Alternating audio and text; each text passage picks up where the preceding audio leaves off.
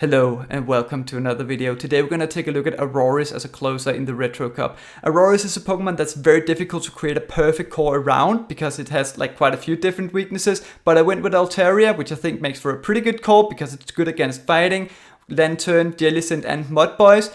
This core is kind of weak to Regirock and Abomasnow, which are two pretty uncommon picks. Against the Regirock, you can go straight Moonblast in the Zero Shields and leave it in farm range for Lickitung or grab a shield advantage. Against an Abomasnow, Lickitung has play into it, but also Aurorus has a lot of play into it in the two shields. If you can call the baits correctly or shield 2 energy balls, you're going to be able to come out of that matchup with a lot of HP left on your Aurorus by just going straight weather ball against the Abomasnow, so that's very nice. The most annoying core breaker is definitely Dunsparce because it's more common and it beats all three of these, but Aurorus can beat it in the 1s and 2 shields with some very specific bait scenarios, so that's not something you want to trust completely, but all three of these Pokemon have play into it, and the way I would suggest you play against the Dunsparce is just try to catch moves on your Sponge, which is Lickitung on this team. And that worked out pretty well for me. This team, I went 8-7 with it, so it's not like the most amazing team in the world. I made it to almost Legend, even closer to Legend with it, but it worked out pretty well and the games are really good. So let's take a look at them. Going into the first game we did into a Dragonite, generally a good matchup for Altaria because the Dragon Breath from Altaria just do more damage than the Dragon Breath from Dragonite. They will make it to a move before we can, of course, so we have to shield this Dragon Claw up because it would take out Altaria, and then they're most likely gonna dip out, which is how Dragonites usually play this matchup. We can make it to a Sky Attack on this Oranguru that swaps in, but we don't really have a good response to Oranguru, so I decide to stay in and Dragon Breath them into range. They will have to throw their foul play immediately in order to take me out before I can make it to another move. And now I put them into range where I might be able to farm them all the way down.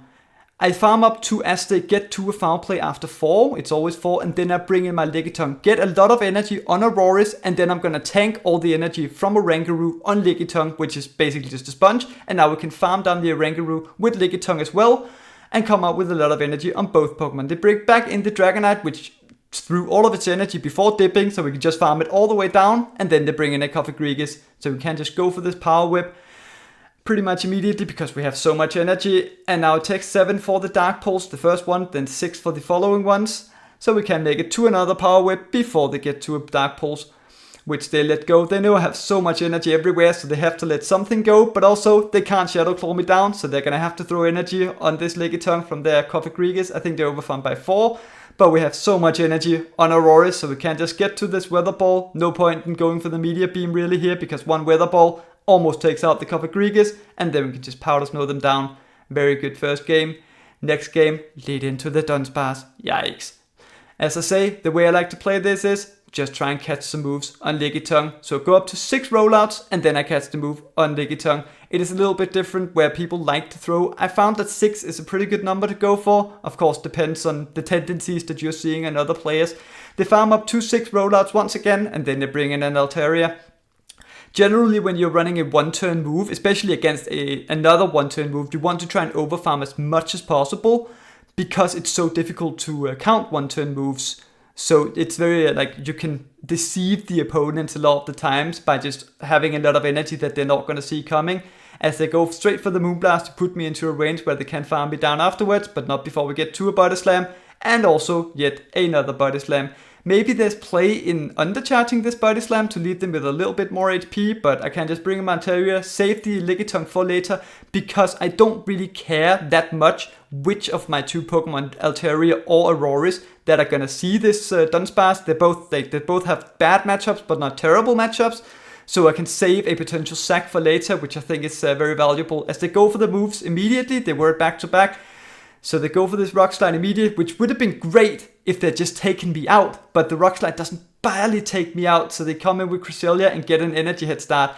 A Grass Knot from Cresselia and a Drill Run from Dunsparce do the exact same amount of damage. Of course, it is IV dependent to an Aurorus. So I'm hoping that if there's one move I want to take, it is a potential non-Grass Knot from this Cresselia, which is why I let the first move go, because there is a chance they're not running Grass Knot. Most Cresselias do run Grass Knot, but we can take the first one, and they don't have a lot of fast move pressure. We have to shield the second one, of course, and then we can go for the potential CMP on the next one, because it is 665 for the Grass Knots, and of course a Weather Ball should be enough from this range. As they shield it up, then they wait a turn, and then they go for the Grass Knot. They overfarm by 1, so they should be 5 away from the next one because they're on their 6th cycle. And then they bring in Dunsparce, which threw all of its energy earlier. I'm pretty sure it is on its 3 cycle. So we can't go for this first Weather Ball, and then we can't go for the CMP on the next one. Because I thought they were at the Rock Slide. Maybe they just didn't throw it, maybe I miscounted. But they should take out the Dunsparce. And now we still have a boosted Aurorus, so when I stay in here, do as much damage as possible. They take us out, but Lickitung comes in with 1 HP and takes out the Cresselia. Very, very close game. GG. Next game, lead into a Medicham. Good lead, not amazing lead. Generally, Medichams like to stay in and go for a nice punch before dipping, because this is a bad matchup for Medicham, but it's pretty nice to get this chip damage before dipping into a Lickitung. I want to go for a Sky Attack after approximately 10 to 11 licks to put them into a range where I know I can keep switch advantage for my Altaria, because I really need switch advantage to get Altaria into Medicham and not Aurorus. And then I can bring in my Lickitung. The reason why I go for 10 to 11 licks is because now the Lickitung will be able to get to the Body Slam. The first Body Slam first, but they won't be able to outpace me to 2 Body Slams before I get to 1. So I will be able to outpace them afterwards by leaving them like right before they get up to 1 Body Slam. Before I swap in my Lickitung. So we go for this first Body Slam.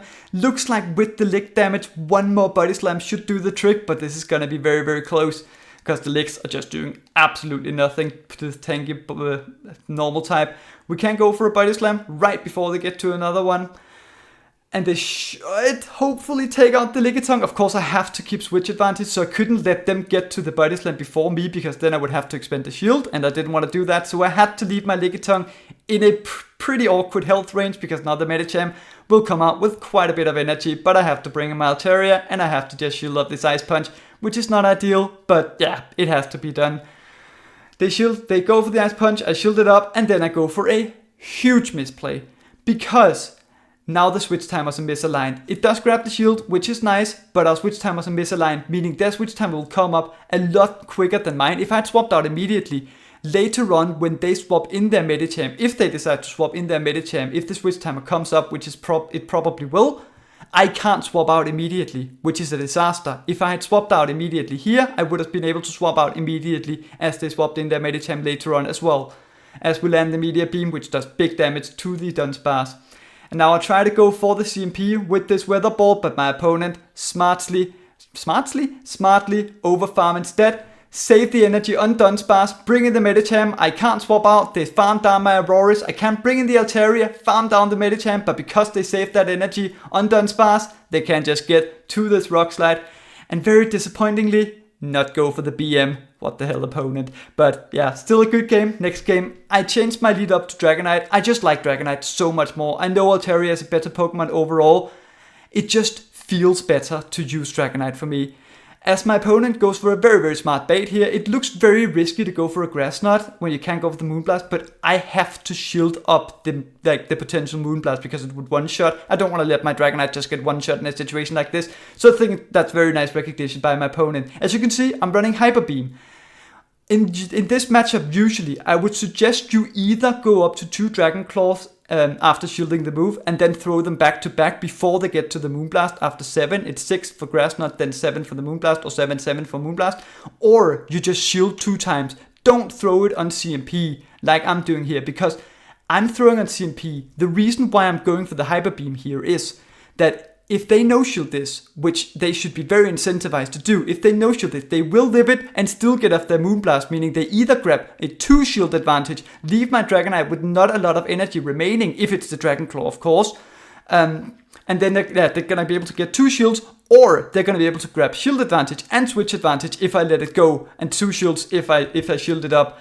So I go for the Hyper Beam, not expecting the shield, and it just takes out the Cresselia. I'm not meant to run Hyper Beam, I just forgot to TM away Hyper Beam. As they bring in a Lickitung, I try to catch the move on Lickitung and save some energy on my Dragonite, and then they go for a Body Slam. Potentially, they're not very happy to see Lickitung in the back. I'm thinking that also a very good play here. I can throw the move immediately into Lickitung, or I can save up a lot of energy, because by saving this energy I'm making it a lot more difficult for my opponent to swap out into, if they have something a little bit more glassy in the back. They really don't want to swap out into a Pokemon with a lot of energy, as you can see here, because they swap into Zangoose.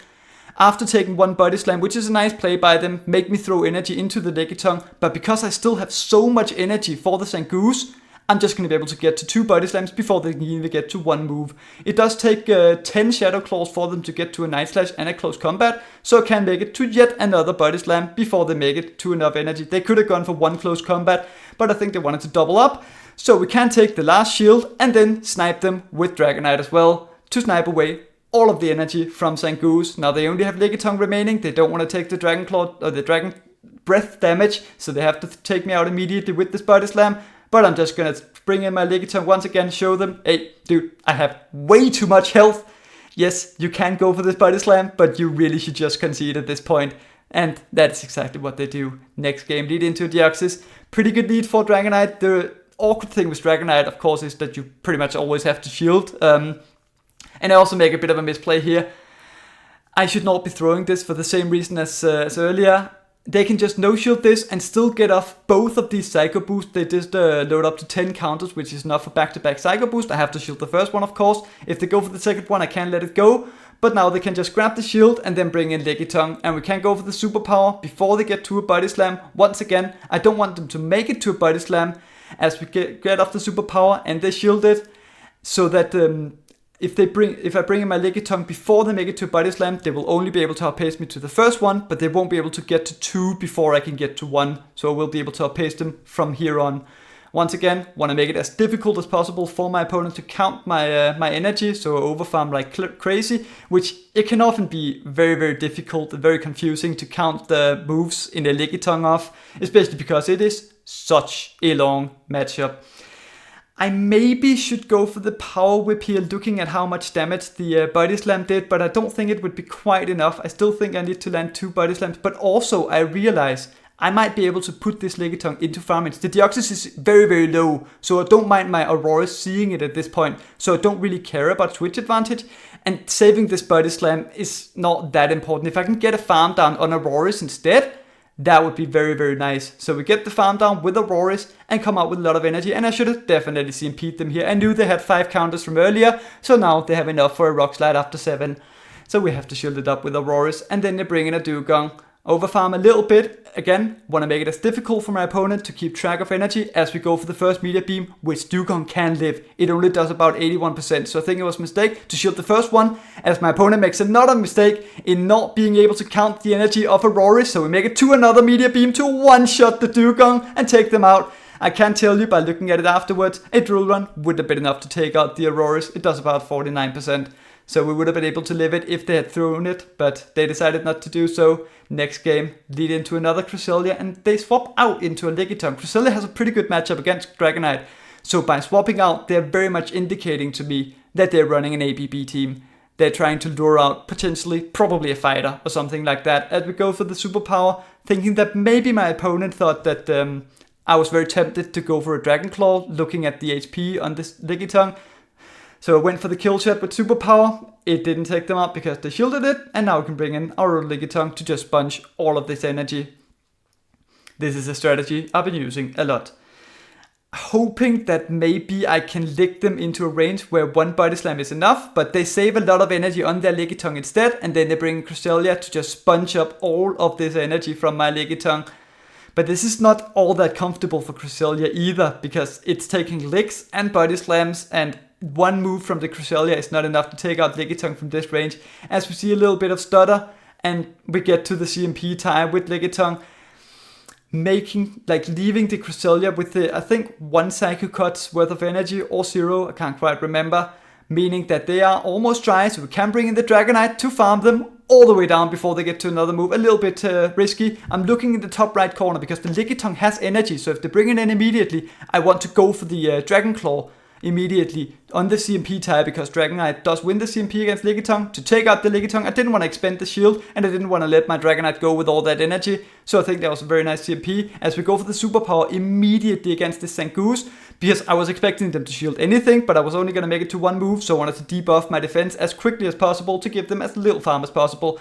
It takes 10 Shadow Claws for the Zangoose to get to a Night Slash and a Close Combat. I don't know how much a Weather Ball would do from Aurorus, but I'm pretty sure it would do quite a bit because the Zangoose is so very glassy.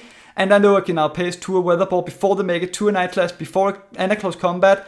So I knew I could just shield the potential Night Slash / close combat safely and then get to the Weather Ball to take them out. Next game, leave into a Froslass, yikes. Swap into Lickitung, they swap into their own Lickitung, which is a pretty curious play because, well, now I'm just going to be able to outpace the Lickitung to win switch advantage. But what I'm really thinking here as this matchup is played out is if I leave this matchup, if I win switch advantage, I'm going to leave my Lickitung in farm range. If they bring in their Froslass, they're just going to be able to like outpace my Aurorus. That's not like they will be able to farm down my Lickitung, and having Aurorus on the Froslass is not going to be that ideal even, although winning switch would be kind of nice. Also by swapping in Lickitung, they're kind of indicating they didn't care too much about switch. So they probably have something else at least pretty decent against Shadow Dragonite in the back. So I'm not really sure I want to win switch, although it might very much look like I do. Because if I win this matchup and leave my Lickitung with this amount of HP, I don't like the farm. So I try to save energy on my Lickitung and then bring in my Aurorus. But my opponent does the same thing, save energy on their Lickitung and bring in a Credilli. So now we can't get to the Weather Ball before they get to a move. It takes 4-3 for the Rock Slides and 4-4-4 for the Grass Nuts. They go for the Grass Nuts, so we can overfarm a little bit more, and then go for another Weather Ball to either take them out or grab the shield. If it grabs the shield, we can farm them down afterwards, which would be nice, but we take them out instead. The Froslass did 2 Powder Snows before swapping out, so they should be 5 away from the Shadow Ball, which should be very close to taking out the Aurorus at this point. I think it would leave me in farm range, so I do shield it up. Then they bring a Lickitung. I try to catch a Power Whip on my Dragonite. It's very difficult to count energy, of course. They do go for the Body Slam instead. Unfortunate. But then they bring in Froslass, and they're going to be able to farm me all the way down, but not before taking a Dragon Claw. And then I think once again I make a bit of a misplay. They of course have to shield this. If I bring in my Lickitung, they're just going to farm me down. I will make it to a Power Whip, but they will just be able to farm me down. If I bring in the Aurorus, they won't be able to farm me down. They have to expend energy, so I might be able to make the move on Aurorus to pressure the shield and then also bring in my Lickitung afterwards. But because I bring in the Lickitung, they will just be able to shield this Power Whip, farm me down, come out with the Shadow Ball, which does about 55% to the Aurorus, so it will just take out my Aurorus. So I think this is a misplay, but apparently not, because they just let the Power Whip go and I win the game anyways. We overcome Froslass lead. Very nice. Thank you, opponent. Next game, we're rewarded with another Froslass lead. And apparently the switch didn't go through immediately, but we bring in the Lickitung, this farm up to an Avalanche, and then bring in a double. Yikes. The amount of yikes is undescribable. Because Froslass with energy is just an absolute menace, of course. Go for the Body Slam. It takes 3 double kicks for the double to get to these Body Slams, so we can't go for this one, and then they're overfarming quite a lot. I want to go for the Body Slam before they get to a payback, because that would take out my Lickitung from this range. And then they load up to back-to-back, load up to 6. So go for the CMP on the first one, because then I can get it off. If I go for the CMP on the second one, they would just win the second CMP instead. So I want to get off this Body Slam to potentially grab a shield, because if they no-shield this, I might be able to farm them down if I shield the Body Slam. But no, they decide to not shield it. And if I shield here and have a shield disadvantage for my Aurorus against the Froslass, I just don't think I'm going to be able to win. I know they have an Avalanche bank, so I go straight into the Aurorus to try and catch it, and we do catch it. That is very nice. Save the Dragonite. Dragonite does have some play against Froslass, if you can get shields down and some energy advantage, or bring the Froslass low. They bring in a Beware. It takes 5 Shadow Claws for the Beware to get to a superpower. People like to double up most of the time, so go for the Weather Ball on the first CMP to hope that I can take them out with this Weather Ball after they debuff their defense. I don't know my Beware matchups that well. So yeah, it doesn't take out the Beware, but now we can shield again and then hopefully farm them all the way down. If I don't shield, the Froslass is just going to be able to Powder Snow down my Dragonite, so I do have to start doing something with my Aurorus as we go for the bait, because they obviously have to shield this move, but they don't. So we get to another Weather Ball, and at this point, they are low enough to where if they come out of this matchup with no energy, I will be able to farm them down with Dragonite, because they won't be able to make it to an Avalanche. If they come out with a little bit of energy, they will be able to outpace my Dragonite. So I might be able to get to 2 Weather Balls if I can catch a move on my Dragonite. If they go for a move immediately, I might be able to farm them down with Dragonite. So they have to overfarm, and they have to make sure I don't catch on Dragonite. I try to overfarm as well, and then I go for the Weather Ball thinking that they were gonna let me, but they just overfarm perfectly, take out my Aurorus, and then we try to farm them down with Dragonite, but they make it to another Avalanche. So very nice played by my opponent. They made it a little bit difficult, but they did overcome the Dragonite in the end, and that is a good game. Next game, lead into a Cofagrigus. Generally a good lead, because you do outpace with Dragonite, and then they bring in an Abomasnow, which is not really what we want to see. Bring in the Lickitung, because it's really not comfortable with the Aurorus. I feel like this is a little bit more comfortable. Take 7 for the Energy Ball, 5-4 for the Weather Balls. So we can go up to right before they get to Weather Ball after they land the Energy Ball. And then go for a Body Slam, which they do shield up. And then they let us get to another Body Slam before going for another move. Again, if you can overfarm with 1 turn moves, it sometimes throws the opponent off. So we can make it to another Body Slam. And my opponent is really fighting for Switch, which makes me think that they probably have a good response to Dragonite in the back. So I bring in my Aurorus because, well, I don't want to take these Weather Balls. And I know that they're 2 away from the Weather Ball plus Energy Ball at this point. So they go for the Weather Ball, and then they should be 2 away. So a catch a move from a Abomasnow on Dragonite, really hoping I've counted correctly. And it is the Energy Ball. Very nice. Then they bring in a Dewgong to farm me all the way down. It takes 5 for the drill run for Dewgong. Aurorus does win CMP, so we can go for 3 more Powder Snows and then go for this Meteor Beam. And because we've Dragon Breathed them into a range, this will be able to one-shot the Dewgong. And now they bring in Cofagrigus. Aurorus does win CMP against the Cofagrigus, so I just go for the CMP again, overfarm a little bit for no real reason, because the Abomasnow is dry and very low in the back, so it really didn't need to, but I guess just to show dominance. But yeah, GG. Next game, lead into another Dunsparce. Who made this thing popular? Who would make a video about Dunsparce? God damn you, whoever did that. Once again, go up 2-6, and then I go for the Dragon Claw. And then they get an entire rollout through. I throw on really bad timing. I've really been struggling to throw on good timing against Dunsparce. I should have probably also caught there, because if they go for the 8th rollout, they go over 100 energy, so it makes a lot of sense for them to go for 7. Yeah, I've seen a lot of people struggle to go for the to throw on good timing against Dunsparce, myself included. And then here I go for the Dragon Claw to grab the shield, and then I make a mistake, because the Dragonair is ahead on energy, so it will be able to outpace to an Aqua Tail. It takes the equivalent of 6 Powder Snows for the Dragonair to get to an Aqua Tail, and it does big damage to my Aurorus. I think it would have been better to bring in Lickitung against this Dragonair, especially in the Zero Shield scenario, and then save the Aurorus for later, because now I can overfarm a little bit, but it just brings my Aurorus really, really low. And in order to be able to get to another move, I had to leave my Aurorus with a little bit of HP, meaning the Dunsparce can just farm me all the way down, come out with 3 rollouts. They should be 1 away from the next one, which is why I bring in my Dragonite, because I couldn't farm it down with Lickitung before they got to a move. And then they bring in a Noctowl, which my Lickitung can do absolutely nothing about, so I concede the match. Imagine if I had saved the Aurorus. Next game, lead into a Mew. They go for a Mew after 5. Most people run Surf, which would be after 5, but this Mew does run Dragon Claw, which makes sense in this meta. Then they bring in Cradilly, Shadow Cradilly, and it makes a lot of sense for me to go for the Superpower and dip, so I bait them with the Dragon Claw. They don't want to take the Superpower, of course, and then I try to catch a Rock Slide on my Lickitung to just bunch all of this energy. Save some energy on my own Dragonite as well. It takes 5-4 for the Dragon Claws for Mew, so I need to be aware that it's 4 away from the next one. I also don't really want to leave my Lickitung in farm range. I don't really care if I win Switch Advantage, if I get Aurorus or Dragonite onto the Mew. I just don't want to leave my Lickitung in farm range, so they can farm me down with Shadow Claws from the Mew. That would be absolutely terrible, come out with a lot of energy. So go for the Body Slam here, and then I hope I can lick them down. But my opponent makes very, very good play. They farm up a lot of energy on Cradilly, and then they snipe me with Sudowoodo and save all the energy on Cradilly. It would have been a lot nicer if I had just taken them out in hindsight. They bring in Sudowoodo. It takes 7 for the first Rock Slide, 6 for the second, so we can't go up to right before they make it, and they go for a Superpower. A Dragon Claw is not enough to take them out. Also, I go for the second Superpower immediately, because I want to leave my Dragonite at a range where it can't be farmed down by the Cradilly in case they bring it in. I want to have a little bit of a health left on it. They bring in the Mew. I don't want this to farm me down with Shadow Claws, which it would have been able to. It takes 5 for the Dragon Claw and then 5 for the Wild Charge afterwards, so they can make it to a Wild Charge on my Aurorus, and then they snipe me with Cradilly with all the energy from earlier. Very nice play by my opponent. If I had seen the snipe coming, I could have maybe just gone straight for the Weather Ball, but that would have been a pretty heads up play.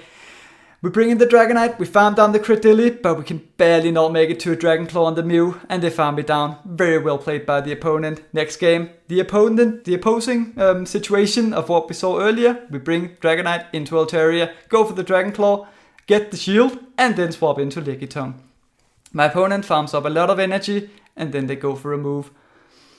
They do have enough energy for the Moonblast, which is exactly what they go for. Does quite a bit of damage to Lickitung, and then they bring in a Toxapex. Takes 10 poison jabs for the Sludge Wave, and then 9 for the second one, which I assume they're going for the big move against the Lickitung. So we can go up to a potential CMP tie here, which they do allow me to go for the CMP, which allows me to, like, if they take me out, they're gonna leave this matchup with not a lot of energy, so they should probably try and undercharge this a lot to come out with energy on Toxapex. They undercharge it a little bit, I think, but it still takes out my Lickitung, or almost, and now we can bring in the Aurorus. Of course, we have to start shielding these brines. It takes, after the first Sludge Wave, it starts to take 7 for the brines, so we have to shield up the first one. This would do quite a lot, and then we can overfarm up to 100 energy. It is a little bit of an annoying health range, where one Weather Ball is not enough, so we have to go for the Meteor Beam to take it out, which feels like a little bit of overkill, but it's still fine. Then they bring in a Jellicent, and we go for an Immediate Beam before they get to a move. And this would not take them out, but they shielded. And a double boosted Meteor Beam against this Jellicent as they go for a move on very bad timing. It takes 4 for the first serve, 3 for the second, so they should be 2 away from the next one. So we can make it to another Meteor Beam, and this is double boosted. It might be neutral against a very bulky Pokemon, but it takes out the Jellicent, and now they only have an Altaria in the back. I wouldn't have gone for the CMP, but if you saw the stutter, there's been quite a lot of stuttering, which makes it very difficult to throw in, like in the middle of fast moves and stuff like that, because it's very difficult to see. I would usually just go for 2 Powder Snows and then go for it because I could, but because the fast moves were stuttering so much, it was very, very difficult just in general. But I would generally not go for the CMP there because the switch timer was up, and it would have been a disaster if they had caught it on Altaria. But yeah, GG's. That was the last battle for today, and overall this team was good, but not amazing. I went 3-2 with Altaria and 5-5 with Shadow Dragonite, but Shadow Dragonite just feels better for me. I don't like Altaria, although it is supposed to be the better dragon type. I don't know, do you have a Pokemon like that where it just feels worse or better than it is supposed to be? That is the way for me with Shadow Dragonite. Other than that, fun fact of the day, Cresselia can get a ball point on Altaria to win every even shield scenario, and just generally make that matchup a lot better, because you take 1 less damage from every Dragon Breath. Other than that, if you like this video or feel like you learned something, like and subscribe. Thank you for watching, and I hope to see you next time.